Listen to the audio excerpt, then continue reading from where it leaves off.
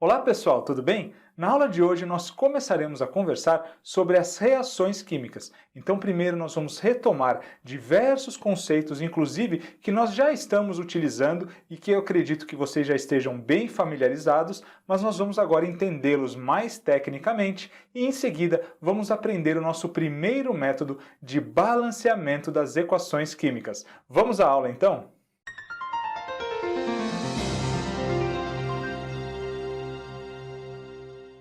Primeiramente, eu preciso falar para vocês que as reações químicas podem ser de dois tipos: as reações inorgânicas, que é as que nós vamos começar a estudar agora, e as reações orgânicas, que nós veremos lá no nosso módulo sobre química orgânica. Se vocês lembrarem de algumas aulas que nós vimos lá no início do nosso curso, nós vimos que algumas reações elas apresentam aspectos macroscópicos. Existem evidências que nos indicam que ali está acontecendo uma reação química. Vamos ver as principais delas? Quando nós falamos então das reações químicas, nós temos algumas evidências macroscópicas que nos indicam que uma reação está acontecendo. A primeira delas é a liberação de gases.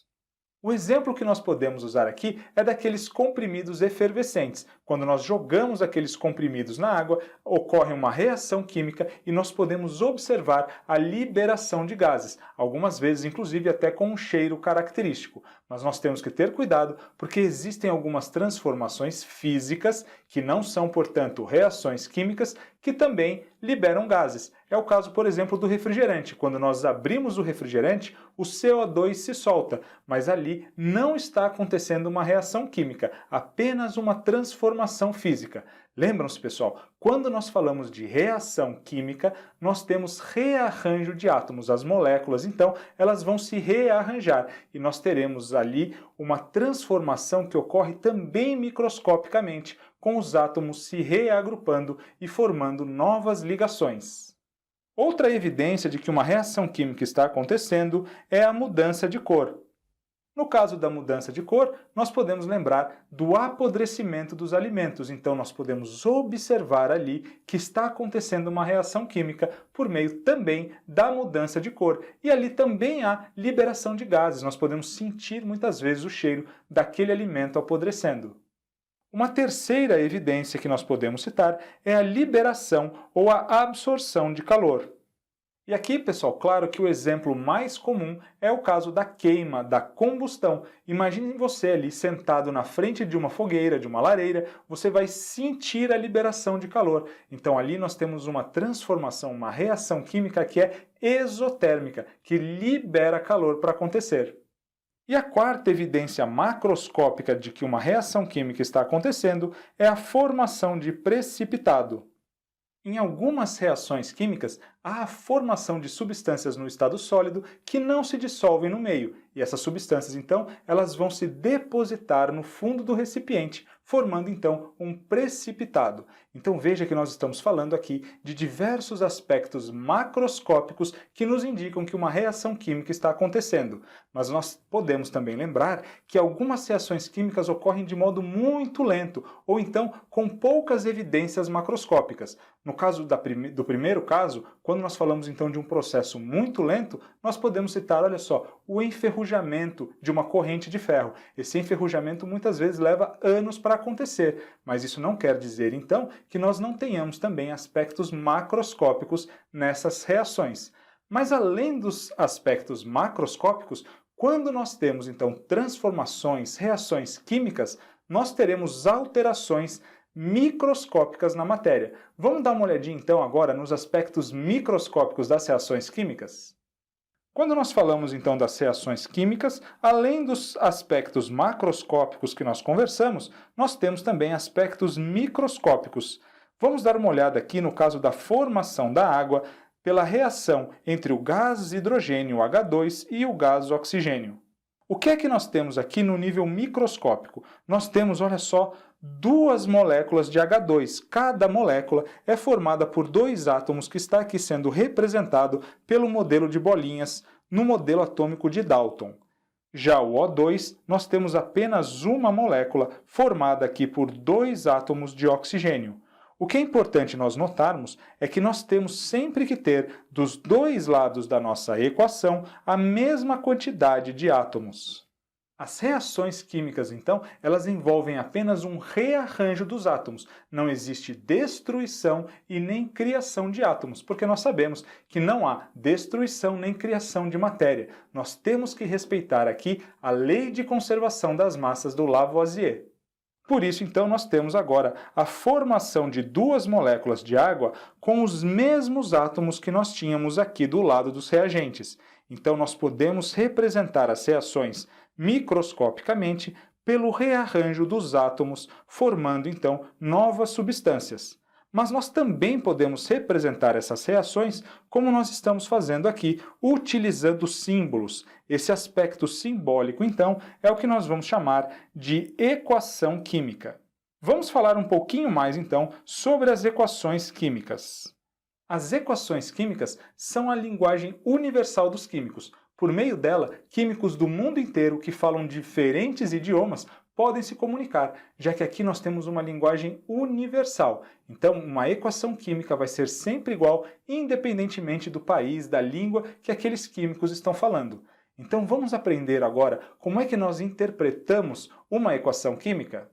A primeira coisa que nós precisamos compreender é que sempre do lado esquerdo nós teremos representados os reagentes, que são aquelas espécies químicas, aqueles elementos ou moléculas que vão reagir formando novas substâncias, agora do lado direito, nos produtos. Então sempre essa setinha aqui vai dividir os reagentes dos produtos. E como é que nós lemos uma equação química? Nós vamos dizer aqui, por exemplo, que duas moléculas do gás hidrogênio reagem. Olha só, esse símbolo de mais significa reagir. Duas moléculas, então, do gás hidrogênio reagem com uma molécula do gás oxigênio, formando, então a setinha aqui indica formação, formando duas moléculas de água. E como são compostas as equações químicas? As equações químicas são compostas das fórmulas que indicam um aspecto qualitativo. É o caso, por exemplo, do H2, do O2, do H2O, que nos indica, então, quais são as substâncias que estão presentes na nossa equação. Do mesmo modo, nós temos os coeficientes, que indicam agora o aspecto quantitativo e vão nos dizer qual a proporção desses elementos, dessas substâncias que estão reagindo. No nosso exemplo aqui, nós temos agora duas moléculas de H2, então está aqui, olha só, o coeficiente do H2 é 2, para apenas uma molécula de oxigênio. Olha só, o 1 nós não precisamos representar, mas nós temos que enxergar aqui que nós temos o coeficiente 1 multiplicando o O2. Isso vai gerar duas moléculas de água. Então aqui o coeficiente 2 indica a quantidade de moléculas que serão formadas. Claro que na prática nós muitas vezes vamos tratar de mols, né, pessoal? Nós sabemos que uma, duas moléculas é algo extremamente pequeno, difícil de medir. Então nós vamos trabalhar normalmente com o mol, como nós já conversamos há um tempo atrás. Mas aqui nós temos então a proporção, a quantidade de moléculas ou de mols que vão reagir numa reação química. Vamos falar então, pessoal, de alguns símbolos que podem aparecer aqui nas nossas equações. Esse primeiro símbolo, que parece um delta, ele indica aquecimento e ele vai aparecer sobre a seta nas equações químicas. Da mesma forma, esse segundo símbolo, o lambda, ele indica a presença de luz. Também vai aparecer sobre a nossa setinha, que separa os reagentes dos produtos e vai indicar então que aquela reação aconteceu com a presença de luz. A abreviação CAT, vem de catalisador, que nos indica que aquela reação aconteceu com um catalisador. Um catalisador nada mais é do que uma substância que vai acelerar a reação química. Agora, pessoal, esses aqui nós já estamos acostumados. O AQ, entre parênteses, que aparece do lado de uma substância, indica que essa substância está em meio aquoso. A mesma coisa o Szinho, que indica substância no estado sólido, o L no estado líquido e o G no estado gasoso. Quando nós temos essa setinha para cima, isso significa que houve a liberação de gás. E por último, quando nós temos a setinha para baixo, nós temos aqui a formação de precipitado. Olhando então aqui, pessoal, uma equação química, nós precisamos sempre pensar no balanceamento dela. Numa reação química, nós temos a certeza que todos os átomos que existiam antes da reação também vão existir depois da reação. Então, o total de átomos que nós tínhamos nos reagentes terá que estar presente também agora nos produtos. Por isso, nós teremos sempre que balancear para garantir que todos os átomos que existiam antes existem agora depois da formação dos novos produtos aqui na nossa reação química. E como é que nós fazemos o balanceamento das equações químicas? O primeiro método que nós veremos de balanceamento é o método da tentativa, e aí basta nós seguirmos 4 passos. O primeiro passo nos diz para nós começarmos com o elemento ou a espécie química que aparece apenas uma vez no primeiro e no segundo membros da equação, ou seja, que aparece apenas uma vez nos reagentes e apenas uma vez também nos produtos. O segundo passo é escolher o elemento ou a espécie que possua índices maiores. O terceiro passo é usar os índices do elemento ou da espécie que está em um membro como coeficiente desse elemento, desse mesmo elemento ou dessa espécie no outro membro. Já veremos isso melhor na prática. E o quarto passo vai ser realizar esse mesmo procedimento com os outros elementos ou espécies até o final do balanceamento. O método da tentativa é bem tranquilo e vai resolver a grande maioria dos casos de balanceamento. Vamos ver então na prática como seguir os nossos 4 passos? Vamos tentar então, pessoal, balancear essa equação. Olha só, o primeiro passo nos diz para nós começarmos com aqueles elementos que aparecem apenas uma vez em cada um dos membros. E aqui todos eles seguem essa regra. Olha só, o alumínio aparece apenas uma vez nos reagentes e apenas uma vez nos produtos. O oxigênio também, apenas uma vez nos reagentes e apenas uma vez nos produtos. O segundo passo, então, nos diz para preferir aquele que apresenta o maior índice. Olha só, o oxigênio aqui vai ter índice de atomicidade 2 nos reagentes e índice de atomicidade 3 nos produtos. Então, os seus índices são maiores do que os do alumínio. O maior índice aqui é o do oxigênio, que apresenta índice 3. Vamos trabalhar com ele, então. O terceiro passo é utilizar o índice desse elemento num membro como coeficiente no outro membro. O que é que isso quer dizer? Quer dizer, então, pessoal, que nós vamos pegar esse índice aqui, 3 do oxigênio, e vamos colocá-lo como coeficiente do oxigênio no outro membro, ou seja, aqui nos reagentes. Então, aqui nós vamos colocar o coeficiente 3. E faremos também o contrário. Pegaremos o índice 2 do oxigênio aqui nos reagentes e vamos colocar como coeficiente aqui do oxigênio nos produtos. Então, vamos colocar aqui o coeficiente 2. E agora vamos para o alumínio. Estão vendo aqui que nós temos 4 átomos de alumínio nos produtos? Então, teremos que colocar o 4 aqui também nos reagentes. Pronto, balanceamos todo mundo. Temos 4 átomos de alumínio nos reagentes e 4 átomos 2 vezes 2, 4 átomos de alumínio nos produtos. Temos 2 vezes 3, 6 átomos de oxigênio nos reagentes e agora 2 vezes 3, 6 átomos de oxigênio também nos produtos. Balanceamos a nossa equação. Vamos ver mais um exemplo? Olha só, pessoal, primeiro passo, ver aqueles elementos ou espécies que aparecem apenas uma vez em cada um dos membros. Então, olha só, o hidrogênio aparece 2 vezes já aqui nos reagentes, então não vamos utilizá-lo. Também não vamos utilizar o oxigênio, que aparece 2 vezes já nos reagentes. Nós temos ainda para trabalhar o fósforo e o cálcio. Ambos aparecem apenas uma vez nos reagentes e também apenas uma vez nos produtos. E qual dos dois nós vamos escolher? Aquele que apresentar o maior índice, como nos diz o nosso segundo passo. Então, nós vamos trabalhar aqui com o cálcio, que apresenta índice 3. Vamos pegar o índice do cálcio e vamos torná-lo coeficiente do cálcio no outro membro. E vamos pegar esse índice do cálcio aqui, que nós não estamos vendo, mas nós sabemos que é 1, e vamos colocá-lo aqui como coeficiente do cálcio no segundo membro aqui, nos produtos. Vamos olhar então agora o fósforo. Aqui nós temos um único átomo de fósforo nos reagentes, e nos produtos nós temos 2 átomos de fósforo, porque todo esse conjunto aqui, o fosfato, o PO4, está multiplicado por 2. Lembrem-se, esse 2 multiplica todo mundo que vai dentro do parênteses. Então, vamos utilizar o índice aqui do fósforo como coeficiente nos reagentes. Então, vamos colocar aqui o coeficiente 2 multiplicando o fósforo.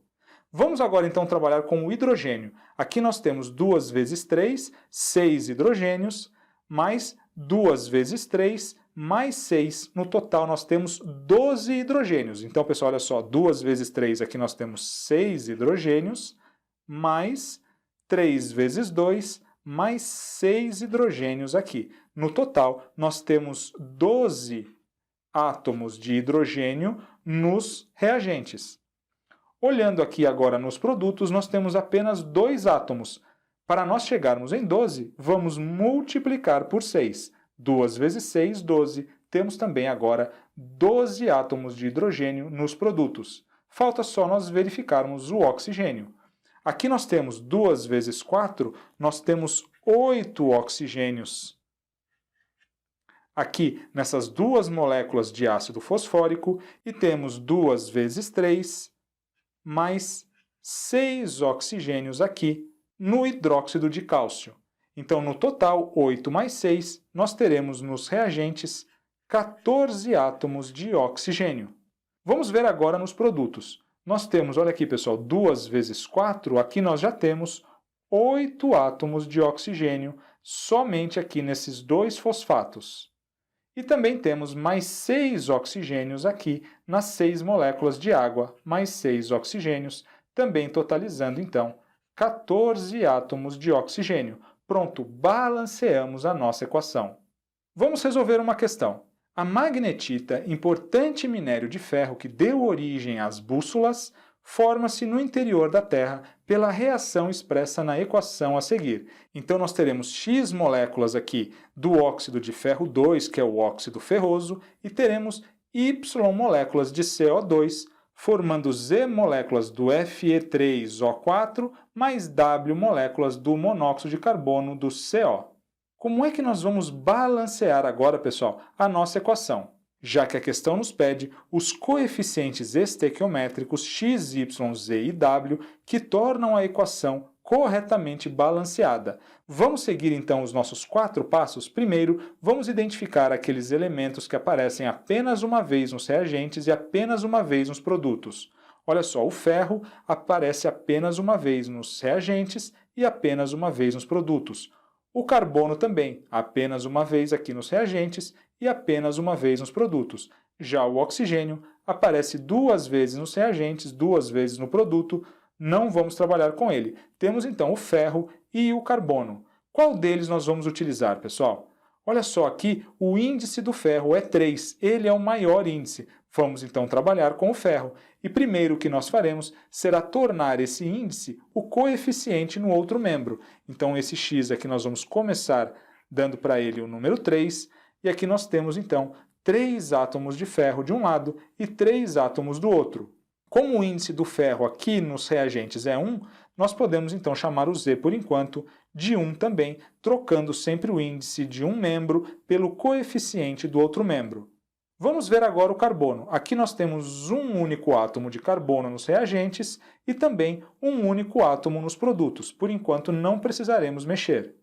Vamos ver agora, claro, o oxigênio. Nós temos 3 oxigênios nos reagentes, mais 2, 3 mais 2, 5 oxigênios então no total.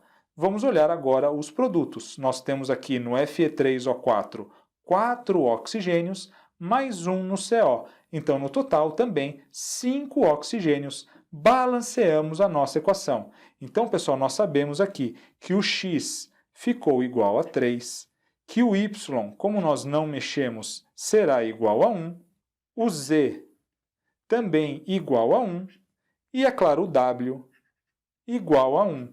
Por isso, então, a sequência tem que ser 3, 1, 1 e 1. Olhando aqui nas nossas alternativas, nós identificamos essa sequência na letra A, que é o nosso gabarito. Pessoal, aulinha bem conceitual então, resgatamos diversos conceitos lá sobre as nossas reações químicas, entendemos melhor o que significa uma equação química e diversos símbolos que podem aparecer e, além de tudo, aprendemos o nosso primeiro método de balanceamento das equações, que é o método da tentativa, no qual, claro, nós temos sempre que seguir aqueles 4 passos e geralmente vai dar certo, nós vamos conseguir então balancear assim a grande maioria das equações. Mais para frente nós veremos outros métodos. Então, na próxima aula, nós começaremos a conversar sobre a classificação das reações químicas. Um forte abraço a todos, vejo vocês lá!